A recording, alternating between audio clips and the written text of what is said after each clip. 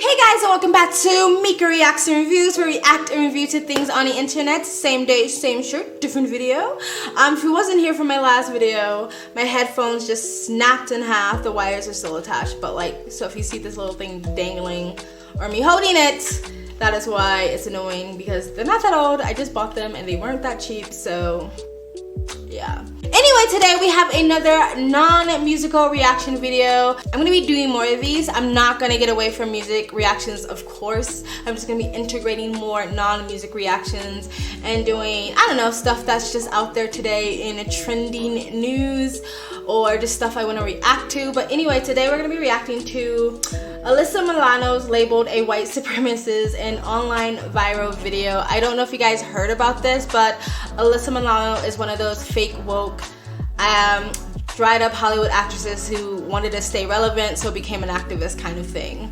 One of those activists who never really educated themselves whatsoever, just sort of like takes the mainstream propaganda narrative and just spews it back out on everybody else and profits off of it, benefits off of it, gets validation and yes, queen and all that bullshit.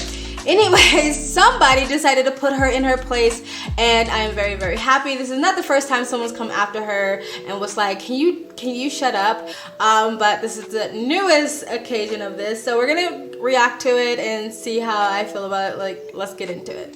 For those of us who are not black men, imagine watching the news and seeing how people... Imagine being a black man and being told by some white lady with a microphone that you and the criminal on TV are one and the same because you look alike. Imagine being told by society that white people can be all that they can be, but you as a black man, the content of your character is completely irrelevant. You are the color of your skin and that is all you will ever be. Imagine being told you can't figure out how to vote because of the color of your skin. Socioeconomics affects everyone, but apparently you're not as smart as the poorest white person. Lady, I don't want to hate Biden. you. I'm a 90s kid. I grew up with you. So I know you're very talented. I understand your heart is in the right place, but you are everything you preach against. You're not helping. You're making things worse. You're causing more division. You're causing more fear. Statistically speaking, I am more likely to be shot and killed by my black elderly neighbor across the street than the cop who patrols my neighborhood. Statistically speaking, homicide by cop is very rare. People like you find power in fear, so you keep it front page news. You don't have to be a white supremacist. You can be better. Alright. That was the viral video that's been going around, has over 1 million views in the last day or so. And yes, I'm glad she had said this, because a lot of these white allies or white activists are white supremacists. I don't like to really throw that out there because I feel like the left does that, or progressives do that quite a bit. But if you think it is your job to save black people, then you are saying that you're somehow up here, that you're somehow a hero, that you're somehow more superior, and you're gonna use your superior powers to help us poor, broken down black people who obviously needs you to speak up for us because we're so oppressed that we can't even voice our opinions and how we really feel online. Yeah. I've said this before, in another video, it is really patronizing to see other people outside of the community virtue signal on your behalf, because you know it has nothing to do with you. It is all about them. It's very self-indulgent. They want validation, they want likes, and they want relevancy. And that's mostly what it is. Maybe on some surface level, they believe that they're actually doing something good, which is, again, just narcissism. Who the fuck are you to think that anybody asked you for your fucking voice or help? I'm not saying that people outside of people's communities can't voice their opinions, but virtue signaling just because you want to be liked and validated and make money and shit like that, race hustlers, race baiters, yeah, fuck you, basically. We don't need your voice, we don't need you speaking up for us, but thanks and no thanks. It's like these people think they're like the parents of black people, and they basically what is it called? Alright, so it's called a infantilization, and it basically means you're treating them like children. So it's like when these white saviors basically treat all the brown people as children, like they need us to parent them.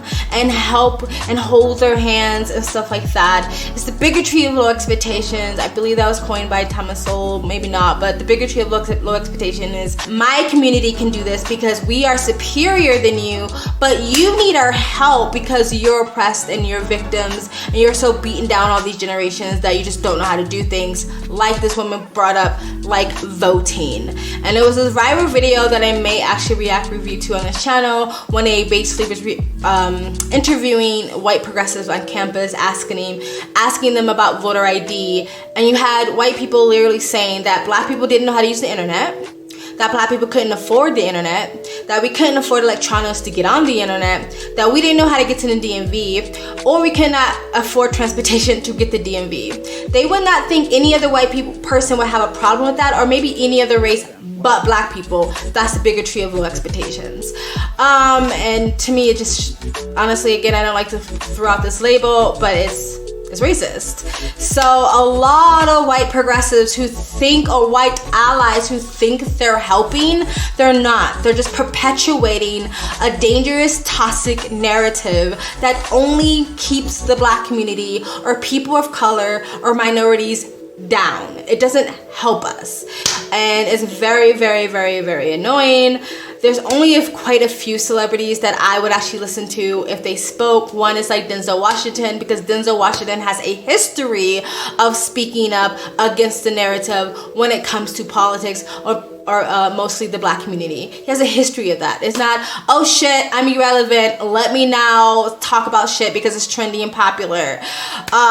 Somebody else, maybe even like Kanye West, because Kanye West, when he came out, and I'm not saying there's no issues and Kanye West is not problematic, I'm just saying when he came out and spoke with his mind, it was against the narrative and it was against the popular opinion. He was willing to risk his reputation to speak his mind, and throughout the years, you can tell that Kanye West has really kept thinking about this issue and try to educate himself more. And when he speaks on it, he even sounds more articulate about what he's saying, except when people like to clip little sound bites of him and make it go viral and make it seem like he doesn't know what he's talking about. But honestly, there's very few other, like maybe Morgan Freeman, because he also has a history of talking about this stuff, like it just didn't come out of nowhere. But these other celebrities like LeBron James, who's been a celebrity for many, many years and never had nothing to say until it was popular and trendy, and it doesn't risk his career, it doesn't risk his reputation, because he's saying exactly what the narrative is saying. These people are not woke, they're not counterculture, they're not edgy, they're literally just going along what the mainstream media has told you to say and put out there and perpetrated and perpetuated. So yeah, so Alyssa Milano can take a bunch of fucking seats back down. She needs to cancel her freaking podcast or revamp it or rethink it, because nobody really wants to hear what you have to say except your little fucking minions who are also mostly uneducated about what the fuck is going on. That's all I have to say about that. Anyway, I'm going to also, if you want to stay to the end of the video, I'm going to play the rest of this video because this was played on Sky News, which I actually really like, and they give some statistics about the actual rate of actual police shootings and stuff like that. So if you want a little bit of education, you can stay to the end of this video and watch that. But that's about it. Let me know what you think about the video. Please like, comment, and subscribe. Hit the bell to get the notifications when I do upload. All of that helps with the algorithm, guys. Helps me grow, helps me bring you more entertainment. If you want to support this channel, you can donate. My PayPal link is in the description box below, and also in the comment section. You don't have to, it just helps, but you don't have to. You can just like, comment, and subscribe. Also, I have a travel vlog channel. If you want to see where I am in the world, you can go in the description box below, hit the link, and I think it's also in the comment section, but hit the link to subscribe to my travel vlog channel and or follow me on Instagram. My stories is usually what's most up to date, and you guys have an amazing day. Bye!